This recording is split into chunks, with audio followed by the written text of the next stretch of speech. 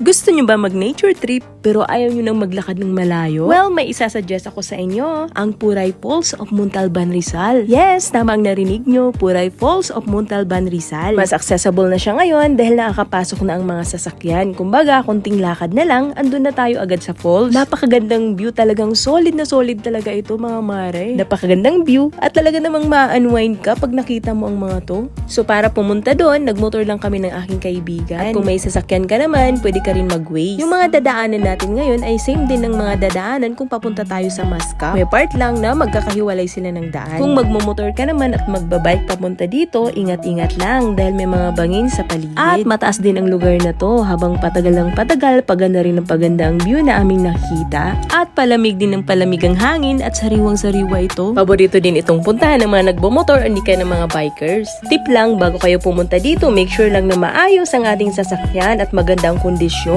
dahil medyo malayo-layo pa ito kung masiraan kayo. So kung nakita ninyo ang part na medyo rough road na, ibig sabihin medyo malapit na tayo. Sa part naman na to, it's your decision kung iiwanan mo yung sasakyan mo or maglalakad ka na lang. So nandito na tayo at ito na yung part na kailangan na natin maglakad. May part lang na kailangan natin tumawid ng ilog pero don't worry dahil mababaw lang naman ito. Kapag pala falls ang trip natin, I suggest mas maganda kung nakasandals na lang tayo instead na magsapatos dahil for sure mababasa talaga ito at gamitin natin yung pangmalakasang sandals natin. So, ito na nga, malapit na tayo. Kasama ko ngayon ang mga kapwa ko ka-officer sa school. At ito na nga, nakikita ko na ang falls. Wow, ang ganda niya. At ang lakas ng tubig ah.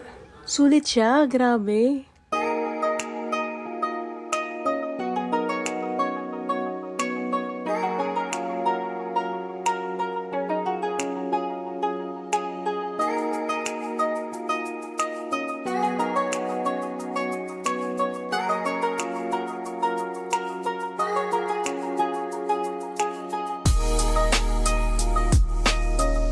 May mga pagpipilian ding mga cottages dito. Depende sa inyo kung anong gusto ninyo.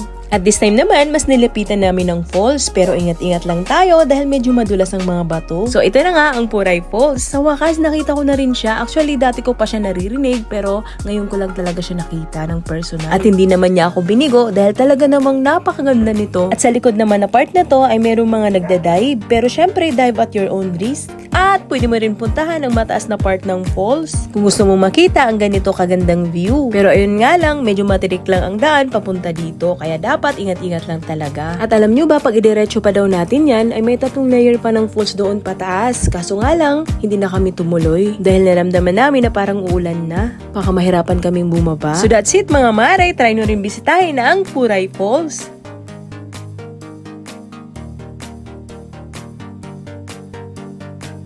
So that's it. Bye-bye!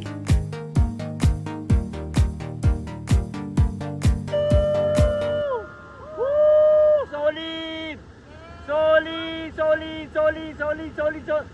I love you, SPTA!